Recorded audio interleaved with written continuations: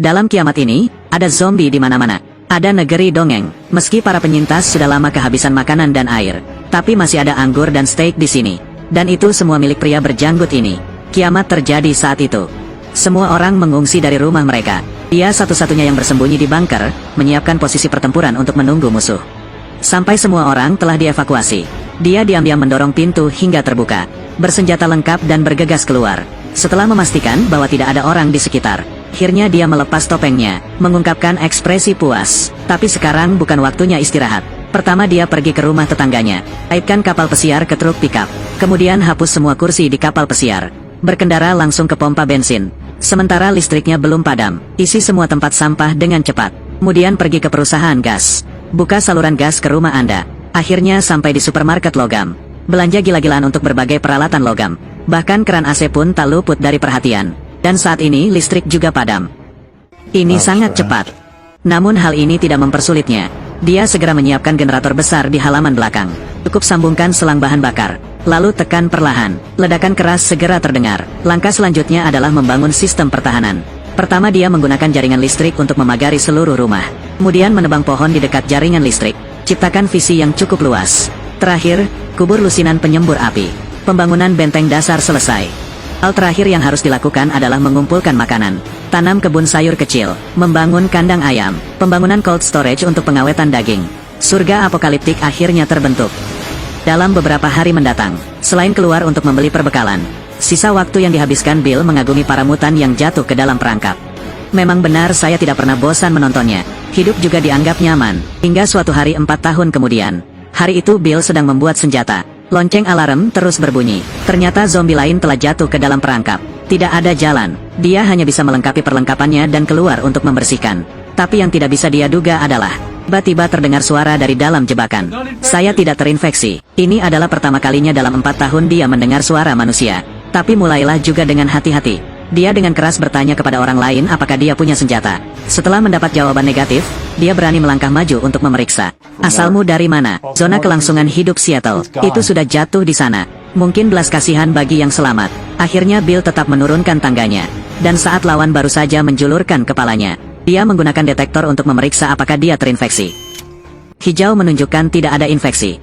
Baru pada saat itulah Bill merasa aman untuk melepaskannya. Lalu mendesaknya untuk segera pergi. Namun pria itu jelas tidak berniat pergi. Tapi dia bilang dia sangat lapar. Namun juga bersumpah bahwa dia sama sekali tidak akan mengungkapkan lokasi kediamannya kepada luar. Tidak ada jalan. Bill harus membawanya ke dalam rumah dan menyajikan kepadanya steak dan anggur dengan kualitas paling buruk. Namun kejadian terburuk sekalipun masih sangat mengejutkan pria itu. Karena di zona kelangsungan hidup Wayne sudah lama punah. Apalagi dia baru saja mandi air panas. Namun setelah laki-laki itu makan dan minum sampai kenyang, tidak punya niat untuk pergi. Padahal secara lisan dia menyetujui untuk segera pergi, tapi terus mencari alasan untuk menunda waktu. Sampai dia mulai memainkan lagu sedih. Khawatiran Bill mereda. Bagaimanapun, seseorang hidup tidak peduli betapa nyamannya. Pada akhirnya, aku masih kesepian dan tersesat. Padahal saat ini aku tidak mempunyai teman lawan jenis. Tapi seseorang sepertinya juga baik. Begitu saja, keluarganya punya orang kedua. Namun tidak semua orang hidup damai. Frank jelas bukan salah satu dari mereka.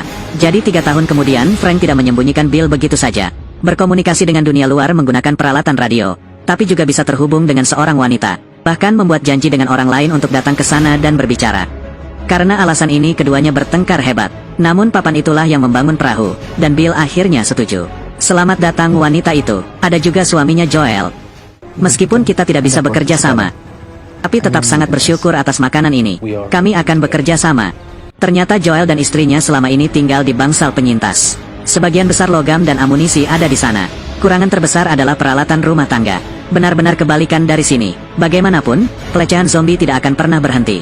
Rumah Bill juga kehabisan amunisi. Terutama pagar listrik tegangan tinggi yang dibangun 7 tahun lalu.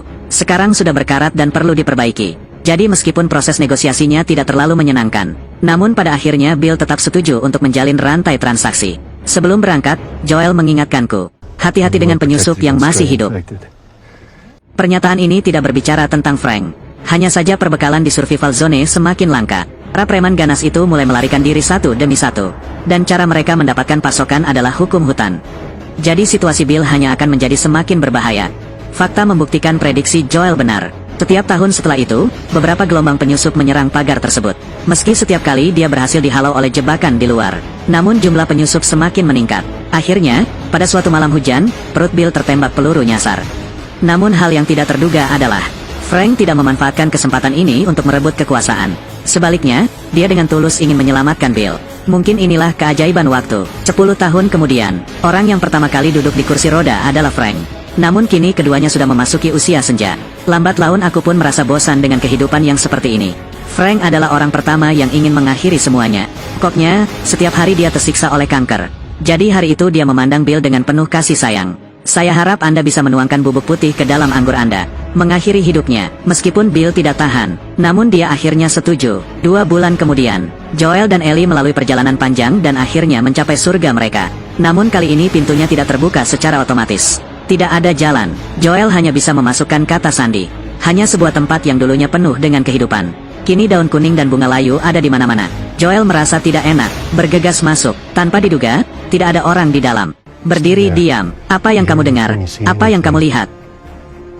Lalu berteriak keras. Tapi Joel baru saja pergi. Ellie mulai berkunjung kemana-mana. Bagaimanapun, dia dilahirkan pada akhir dunia. Belum pernah melihat kehidupan orang biasa. Namun tak lama kemudian dia menemukan surat di meja makan. Ada juga kunci mobil di atas. Dalam perkembangan lain, Joel menemukan pintu kamar terkunci. Jadi dia ingin pergi ke jendela belakang untuk memeriksanya. Siapa sangka di saat yang tepat ia melihat Ellie sedang membaca surat. Itu ditinggalkan oleh Paman Bill. Di sebelahnya ada yang ini. Ternyata Bill dan Frank mempunyai persahabatan yang mendalam. Bill juga tidak pernah berniat hidup sendiri. Jadi dia menuangkan obatnya langsung ke dalam botol anggur. Akhirnya turun ke Sungai Kuning bersama Frank.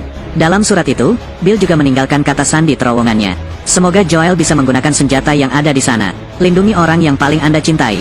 Pernyataan ini menyebabkan Joel lengah. Saat itu 4 orang menikmati makanan lezat di halaman ini. Sekarang dia sendirian, tidak tahu apakah itu beruntung atau tidak. Tapi betapapun menyedihkannya, masih ada jalan yang harus ditempuh. Pada akhirnya, keduanya pergi tanpa ragu-ragu. Ke depan, kita tidak tahu akan seperti apa nantinya.